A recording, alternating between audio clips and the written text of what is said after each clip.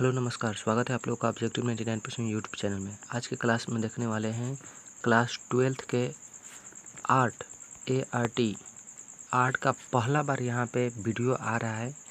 तो जितने भी बच्चे आर्ट के लिए तैयारी कर रहे हैं जल्दी से इस चैनल को सब्सक्राइब कर लेंगे, क्योंकि आज के क्लास में देखने वाले हैं पॉलिटिक्स साइंस के कुछ महत्वपूर्ण ऑब्जेक्टिव सवाल जो आपको प्रीवियस ईयर के ये पेपर कराया जा रहा है। जैसे ही प्रीवियस ईयर ख़त्म होगा मॉडल सेट कराया जाएगा। 2009 का ये क्वेश्चन बैंक है, जिसमें आपको समय में दिया गया था 3 घंटा 15 मिनट। पूर्णांक 100 का था, जिसमें 40 ऑब्जेक्टिव था। तो चलिए बिना लेट करते हुए इसे शुरू करते हैं। और आर्ट से संबंधित जितने भी आपको क्लास करना है, इसके लिए आपको इस चैनल को सब्सक्राइब करना अति आवश्यक है, ताकि नोटिफिकेशन आपको मिलते रहे।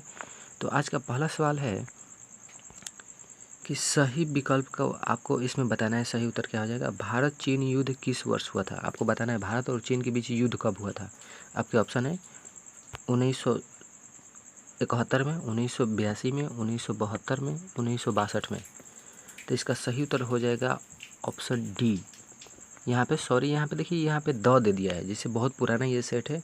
ए की जगह पे अ दिया है, बी की जगह पे ब दिया है, सी की जगह पे स दिया है, डी की जगह पे द दिया है। तो जैसे ही डी बोलेंगे तो आपको द याद रखना है, ठीक है। तो भारत और चीन के बीच जो युद्ध हुआ था 1962 ईस्वी में हुआ था। सही उत्तर ऑप्शन डी हो जाएगा। अगला सवाल है कि जवाहरलाल नेहरू का देहांत कब हुआ था? मतलब जब जवाहरलाल नेहरू हमारे देश के पहले प्रधानमंत्री थे, इनका जो देहांत यानी ये स्वर्ग सिधार गए थे, कब इनका मृत्यु हो गया था? 4 आपके पास ऑप्शन है, जल्दी से अपना उत्तर कमेंट करना है। इसका सही उत्तर ऑप्शन ए हो जाएगा कि इनका मृत्यु जो हुआ था 27 मई 1964 ईस्वी में। कब हुआ था? 27 मई 1964 ईस्वी में। ये आपके एग्जाम के लिए अति आवश्यक है, प्रीवियस ईयर का क्वेश्चन है। तो बिना लेट करते हुए आप लोग पूरा वीडियो को शुरू से अंत तक देखिए। चलिए आते हैं अगला सवाल पे कि पंचायत व्यवस्था किस देश में स्थापित की गई? जो पंचायत व्यवस्था है किस देश में स्थापित की गई थी? आपके ऑप्शन है बांग्लादेश, पाकिस्तान, नेपाल या भूटान। इसका सही उत्तर क्या हो जाएगा? सही उत्तर ऑप्शन सी हो जाएगा। ये कहाँ हुआ था? नेपाल में हुआ था। अगला सवाल है कि पहला गुट निरपेक्ष सम्मेलन कहाँ हुआ था? जो पहला गुट निरपेक्ष जो सम्मेलन हुआ था कहाँ हुआ था? आपके ऑप्शन है नई दिल्ली, बेलग्रेड, कैरो या हवाना। सही उत्तर क्या हो जाएगा 4 नंबर क्वेश्चन का? सही उत्तर ऑप्शन बी हो जाएगा, बेलग्रेड में हुआ था। अगला है कि भारत ने लंबे संघर्ष के बाद स्वतंत्रता पाई। बताना है कि भारत ने जब स्वतंत्रता पाई थी वो कब पाई थी? बहुत लंबा संघर्ष हुआ था, भारत को बहुत लेट से आज़ाद किया गया था ब्रिटेन द्वारा। तो इसका सही उत्तर ऑप्शन ए हो जाएगा कि आपको सब लोगों को पता होगा कि 15 अगस्त 1947 ईस्वी में हमारा देश आज़ाद हुआ था। सही उत्तर ऑप्शन ए। आते हैं अगला सवाल पे। हमारा जो अगला सवाल है कि सोवियत संघ का विघटन कब हुआ था? सोवियत संघ का अर्थ हुआ वर्तमान में रूस। वर्तमान में रूस, ये रूस जो है इसका विघटन कब हुआ था? आपके पास 4 ऑप्शन है, जल्दी से अपना उत्तर कमेंट करना है।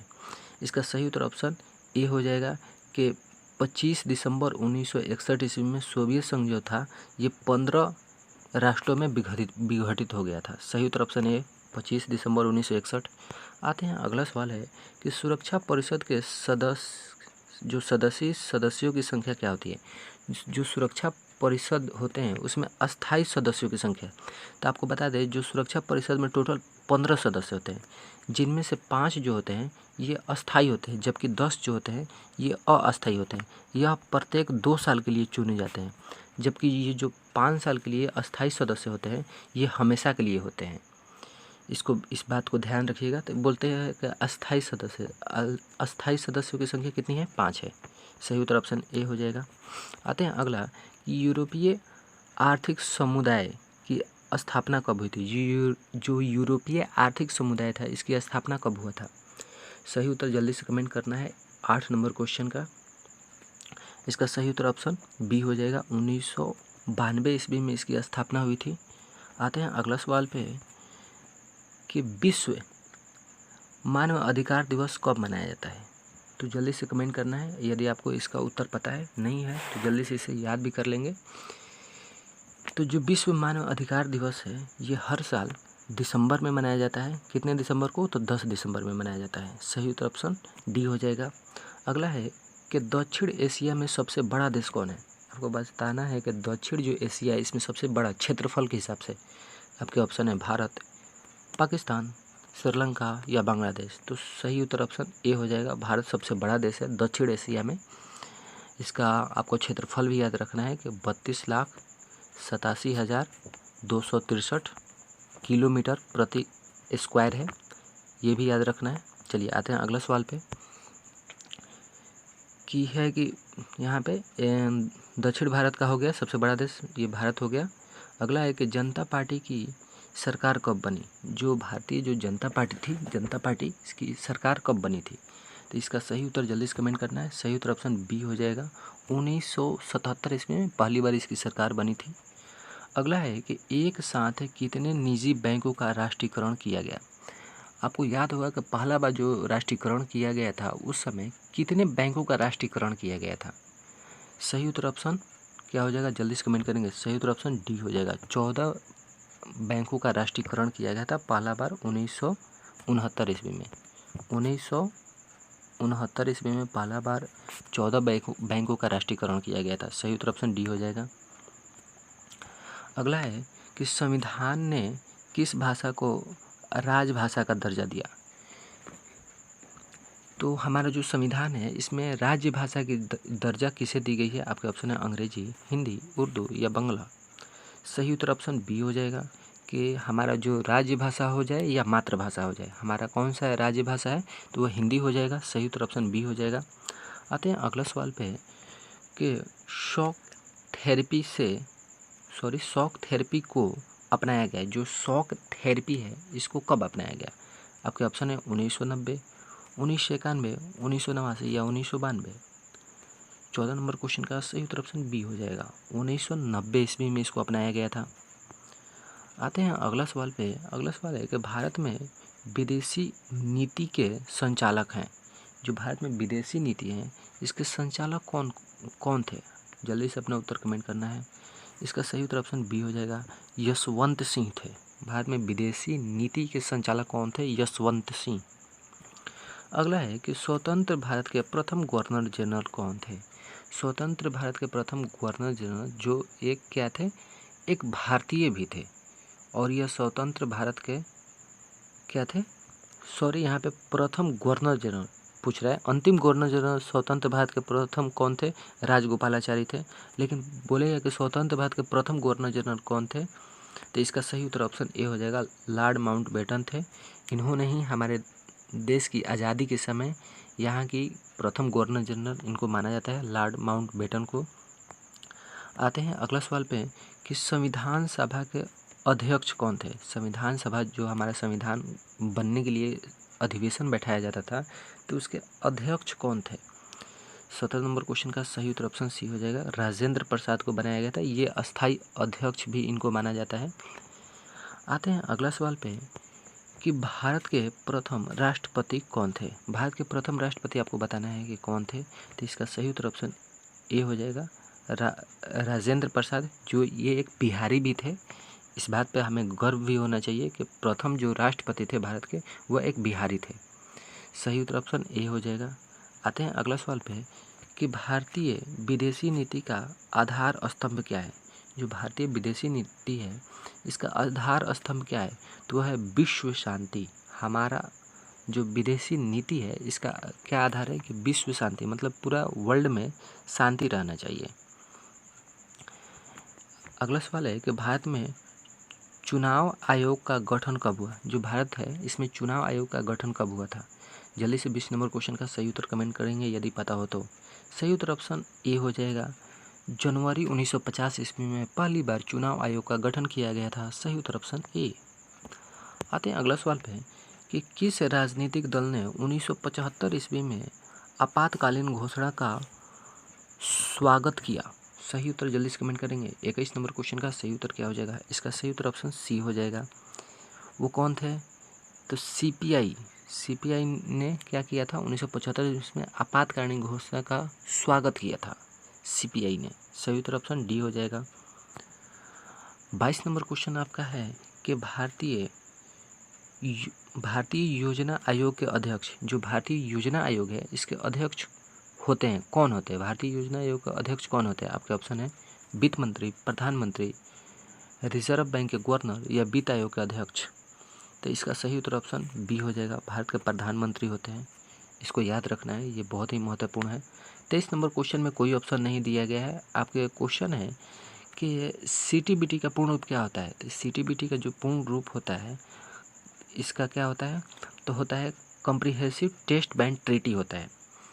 ये फुल फॉर्म से संबंधित कुछ है, तो चलिए इसे भी देख लेते हैं। अगला है कि निम्नलिखित का पूर्ण रूप बताइए। देखिए आसियान है तो association of south east Asian nation होता है, इसको याद रखना है। अगला है यूनिसेफ का पूर्ण रूप। इस एग्ज़ाम में जाने से पहले जितने भी पूर्ण रूप हैं शॉर्ट रूप उसको याद कर लेना है। यूनाइटेड नेशन ये से संबंधित है, ऑर्गेनाइजेशन से ये संबंधित है, इसको भी याद कर लेना है। चलिए आते हैं अगला सवाल पे। अगला है परंपरागत सुरक्षा नीति के कौन से तत्व हैं? बताना है जो परंपरागत सुरक्षा नीति के कौन कौन से तत्व हैं। 26 नंबर क्वेश्चन का सही उत्तर जल्दी से कमेंट करना। सही उत्तर ऑप्शन डी हो जाएगा। इनमें से सभी हैं। क्या क्या है? शक्ति संतुलन, गठबंधन की राजनीति और सामूहिक सुरक्षा। सही उत्तर ऑप्शन डी हो जाएगा। अगला है चिपको आंदोलन के संस्थापक कौन थे? चिपको आंदोलन आपको पता होगा, 10 क्लास में भी है। चिपको आंदोलन के बाद ये मान लीजिए पेड़ हो गए, ये पेड़ की क्या हो गई? शाखाएं हो गई। तो पेड़ को काटने से बचाने के लिए, पेड़ को कटने से बचाने के लिए क्या करते थे लोग? चारों तरफ ऐसे जाकर घेर लेते थे पेड़ को ताकि इसे कोई काट ना पाए। तो इसी को चिपको आंदोलन बोला जाता है। इसके जो प्रवर्तक करता थे, जिन्होंने ये स्टार्ट किया था, उनका नाम था सुंदरलाल बहुगुणा। क्या नाम था? सुंदरलाल बहुगुणा। सही उत्तर ऑप्शन बी हो जाएगा। आते हैं अगला सवाल पे कि जो भारतीय जनता पार्टी का गठन कब हुआ था? जो भारतीय जनता पार्टी है इसकी गठन कब हुई थी? आपके पास 4 ऑप्शन है, जल्दी से अपना उत्तर कमेंट करना है कि भारतीय जनता पार्टी का गठन कब हुई थी। इसका सही उत्तर क्या हो जाएगा? सही उत्तर ऑप्शन ए हो जाएगा, 25 जून 1975 ईस्वी में। सही उत्तर ऑप्शन ए। आते हैं अगला सवाल पे। अगला है किसने कहा स्वतंत्रता हमारा जन्मसिद्ध अधिकार है? जल्दी से कमेंट करना है, क्या हो जाएगा सही उत्तर। इसका सही उत्तर ऑप्शन सी हो जाएगा कि तिलक यहाँ पे दिया है, तो तिलक चढ़ाने वाला नहीं समझना है। बाल गंगाधर तिलक इनका पूरा नाम था, या लोकमान्य तिलक भी इन्हें कहा जाता है। तो सही उत्तर ऑप्शन सी हो जाएगा। चलिए आते हैं अगला सवाल पे। अगला है जय जवान जय किसान का नारा किसने दिया था? जय जवान जय किसान का नारा किसने दिया था? सही उत्तर ऑप्शन सी हो जाएगा, लाल बहादुर शास्त्री ने दिया था। आते हैं अगला सवाल पे कि प्रथम पंचायती योजना की अवधि क्या थी? प्रथम जो पंचायती योजना होती है इसकी अवधि क्या थी? जल्दी से कमेंट करना है। 1951 से 56 या 52 से 57 या फिर 47 से 52 या 55 से 60। जल्दी से कमेंट करना। पहली जो पंचवर्षीय योजना थी हेरोल्ड डोमर के मॉडल पे आधारित था। इसका अवधि जो था 1951 से 56 तक था। इस बात को याद रखना है। सही उत्तर ऑप्शन ए हो जाएगा। आते हैं अगला सवाल पे कि शिवसेना किस प्रांत में सक्रिय है? जो शिवसेना है ये किस प्रांत से सक्रिय, मतलब वहाँ से स्टार्ट इसको माना जाता है। 32 नंबर क्वेश्चन का सही उत्तर ऑप्शन ए हो जाएगा, महाराष्ट्र। प्रारंभ में वर्तमान में जो हमारे एकनाथ शिंदे हैं महाराष्ट्र के जो प्रधानमंत्री है, प्रधानमंत्री नहीं सॉरी सीएम है, मुख्यमंत्री है, चीफ मिनिस्टर। तो ये भी है क्या है? शिवसेना दल से संबंधित है, इसको भी याद रखना है। अगला है कि शीत युद्ध का अंत कब हुआ? जो शीत युद्ध हुआ था इसका अंत कब हुआ था? जल्दी से अपना उत्तर कमेंट करेंगे 31 नंबर क्वेश्चन का। सही उत्तर ऑप्शन ए हो जाएगा, 1991 ईस्वी में। अब देखिए शीत युद्ध से संबंधित कि ये अमेरिका और क्या था? रसिया के बीच, यानी रूस के बीच था। रूस 1971 ईस्वी में ही 15 प्रांतों में विघटित भी हो गया था, इसको भी याद रखिएगा, जिसकी वजह से शीत युद्ध का अंत हो गया था। चलिए आते हैं अगला सवाल पे कि गोलकनाथ मुकदमा कब हुआ था? जो गोलकनाथ मुकदमा हुआ था ये कब हुआ था? आपके ऑप्शन है 1965, 1966, 1970 या 1960। 34 नंबर क्वेश्चन का सही उत्तर ऑप्शन ए हो जाएगा, 1965 ईस्वी में गोलकनाथ मुकदमा हुआ था। आते हैं अगला सवाल पे कि सूचना का अधिकार किस वर्ष लागू हुआ? तो सूचना का अधिकार को कभी कभी इंग्लिश में दे देगा कि राइट टू इन्फॉर्मेशन, आरटीआई। क्या दे देगा? कि आरटीआई। इसकी स्थापना इंग्लिश में याद रखिए कि राइट टू इन्फॉर्मेशन। इसकी जो किस वर्ष इसको लागू किया गया था? तो इसका सही उत्तर ऑप्शन बी हो जाएगा, 1905 नहीं, 2005 में इसको लागू किया गया था। सूचना का अधिकार, राइट टू इन्फॉर्मेशन। आते हैं अगला सवाल पे कि हमारी नियोजन व्यवस्था किस विचारधारा पर आधारित है। जो हमारी जो नियोजन व्यवस्था है किस विचारधारा पर आधारित है। 36 नंबर क्वेश्चन का सही उत्तर जल्दी से कमेंट करेंगे। सही उत्तर ऑप्शन डी हो जाएगा, लोकतांत्रिक समाजवाद पे है। अगला है संपूर्ण क्रांति का नारा किसने दिया था। किसने कहा था, ये नारा दिया था कि संपूर्ण क्रांति हो। 37 नंबर क्वेश्चन का सही उत्तर ऑप्शन ए हो जाएगा, जयप्रकाश नारायण ने संपूर्ण क्रांति का नारा दिया था। इसको बात को याद रखिएगा, ये बहुत ही महत्वपूर्ण क्वेश्चन है। आते हैं अगला सवाल पे कि भूमंडलीकरण किस विचारधारा पर टिका है। जो भूमंडलीकरण है किस विचारधारा पर टिका हुआ है। तो इसका सही उत्तर ऑप्शन डी हो जाएगा, क्या हो जाएगा, उदारवाद पे ये टिका हुआ है। अगला है कि सुभाष चंद्र बोस का जन्म कब हुआ था। पहले आपको राजेंद्र प्रसाद का जन्म बताए थे, वहाँ पे मृत्यु बताए थे। अब यहाँ पे दिया है कि सुभाष चंद्र बोस का जन्म कब हुआ था। मृत्यु नहीं बताना है, जन्म बताना है। इनका जन्म कब हुआ था, पैदाइश कब हुई थी। इनका सही उत्तर ऑप्शन ए हो जाएगा कि 23 जनवरी 1897 में। तो कब हुआ था, 23 जनवरी 1897। 23 जनवरी 1897 सुभाष चंद्र बोस का याद रखना है। और इनको 1945 ईस्वी में विमान दुर्घटना में इनकी मृत्यु हो गई थी, ये भी साथ में याद रखना है। आते हैं अगला सवाल पे, और आज का ये लास्ट सवाल है कि संयुक्त राष्ट्र संघ की स्थापना कब हुई थी। जल्दी से कमेंट करेंगे, क्या हो जाएगा सही उत्तर। सही उत्तर ऑप्शन ए हो जाएगा, 1945 ईस्वी में संयुक्त राष्ट्र संघ की स्थापना हुई थी और इंडिया भी इसका सदस्य है। यह भी बात आपको याद रखना है। तो ये वीडियो आपको कैसा लगा, आर्ट से संबंधित ये प्रश्न थे क्लास 12th के। यदि वीडियो आपको अच्छा लगे तो इसे लाइक शेयर अपने दोस्तों के पास करना ना भूलें। और इसी तरह के वीडियो और पाने के लिए इस चैनल को सब्सक्राइब भी कर लेंगे और कमेंट में करेंगे कि ये वीडियो कैसा लगा आपको। अच्छा लगा तो इस एपिसोड को और आगे बढ़ाया जाएगा। तब तक से नमस्कार, थैंक यू।